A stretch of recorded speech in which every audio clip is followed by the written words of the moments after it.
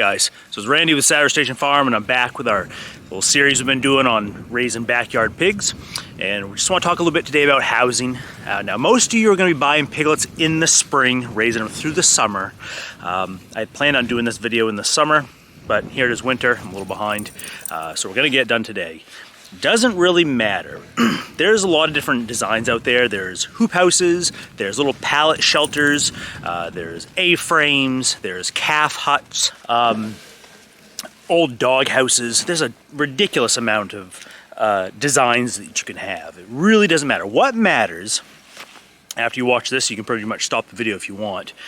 It needs to be dry, up on high ground. It needs to be something that will block the wind. They need to be out of the wind, and they need a place that they can get dry. That's really it. Get dry, stay out of the wind.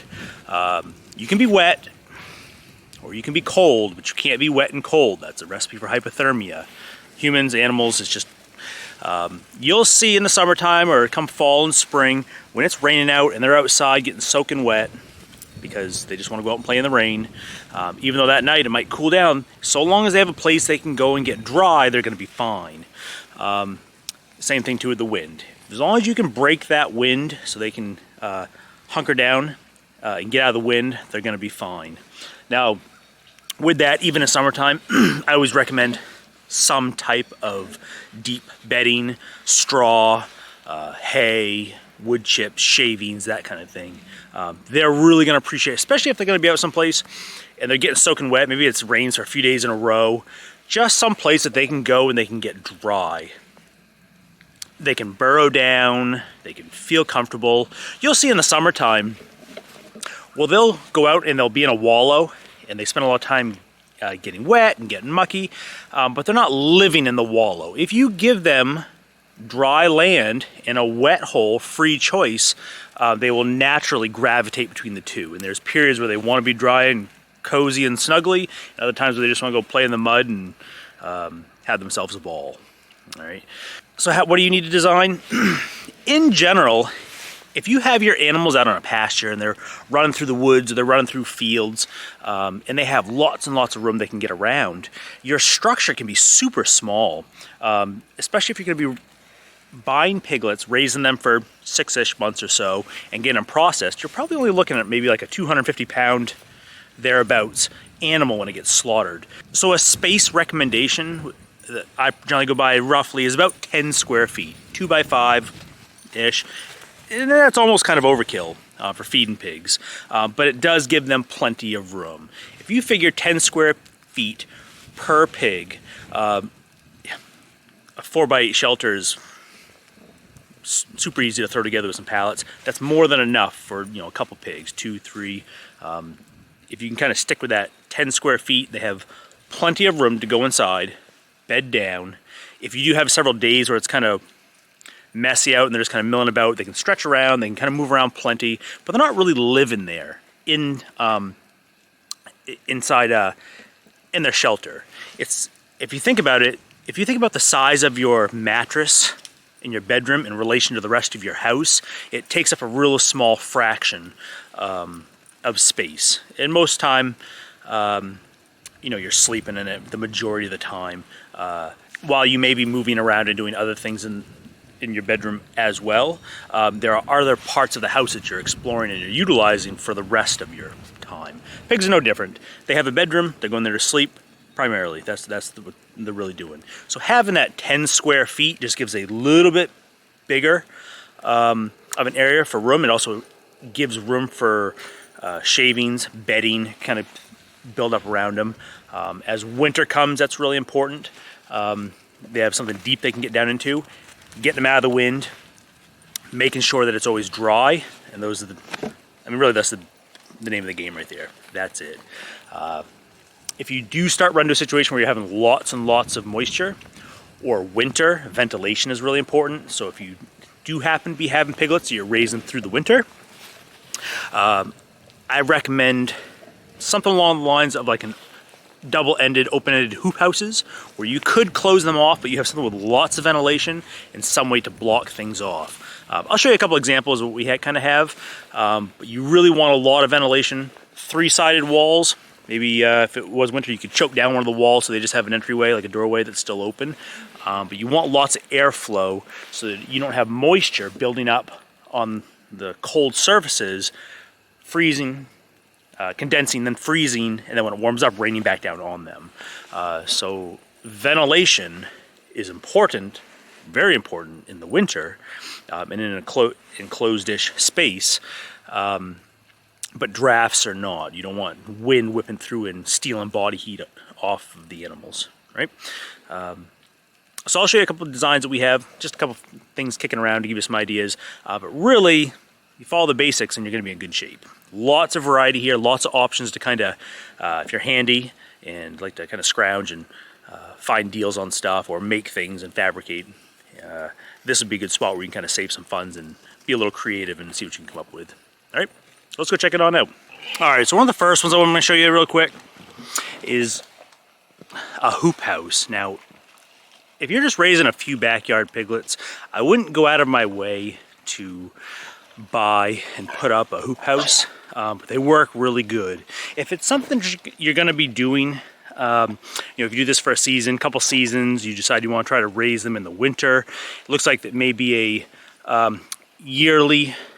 If it looks like this may be something you'll be doing annually every year as part of your homestead cycle, you know, raising a couple pigs, sharing them with the family, that kind of thing, then possibly going with a small hoop house is not a bad idea. It's actually a great idea and one I really love. Let's start with what's bad about a hoop house.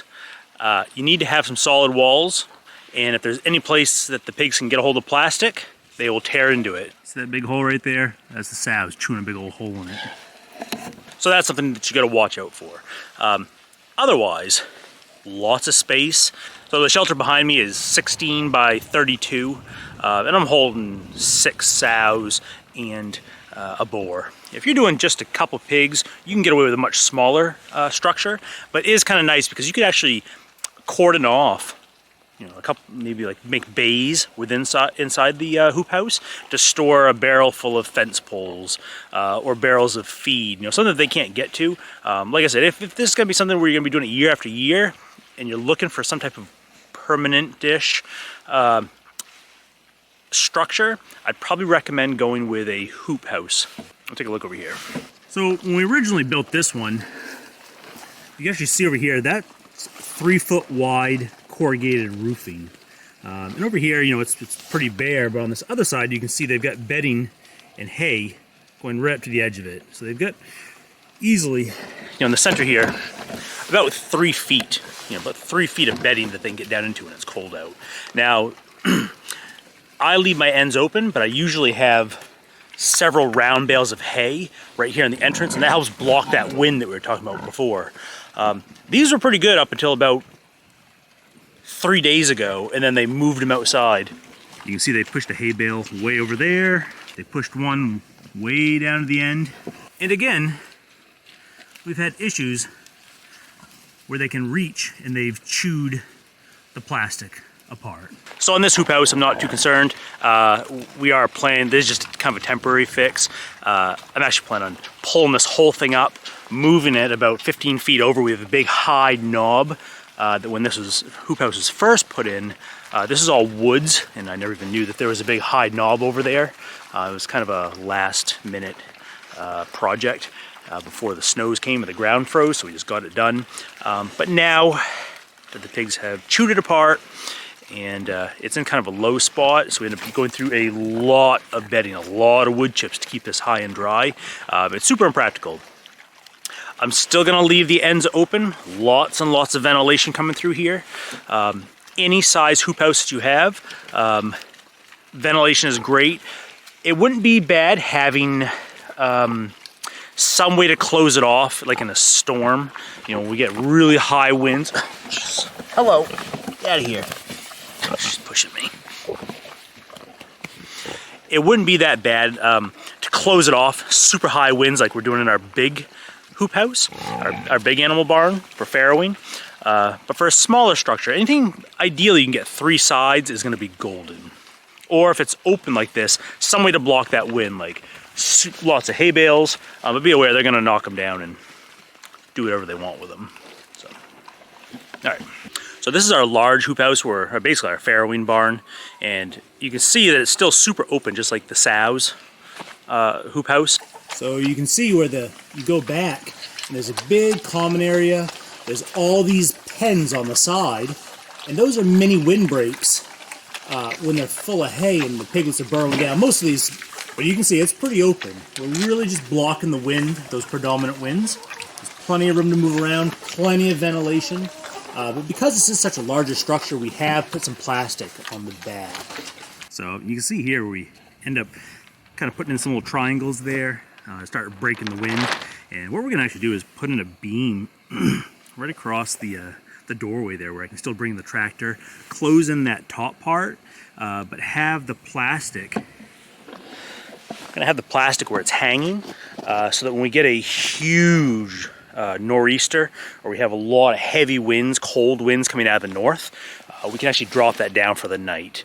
The individual pens do a really good job of blocking that wind. A lot of the winds come through, get broken up, and go over the tops of them. But you get a little bit of an eddy effect going over the tops, so a lot of times we have them down in deep bedding. And we haven't had any issues yet. However, just having that wind block is such a huge advantage because it doesn't suck your body heat off of you. And that's really what's important, staying dry and staying out of the wind. Those two things, and you can have animals happy for a super long time. So once we get into summertime, the demands for housing are not as critical as wintertime. Like, we've been using these for years. These are kind of some summertime range shelters. Three-sided. Let me see if I can get in here. So just a three-sided little area. Right now there's a little bit of leftover hay. There's a bunch of wood chips. There's about 4 feet of wood chips below us. Plenty of ventilation, but they can air coming through here, plus this doorway. This is excellent summertime housing. I mean, a structure like this is like excellent summertime housing. You wouldn't even have to go as in depth in construction. Well, these actually were built on skids so that we can hook onto a rope and drag them wherever we want.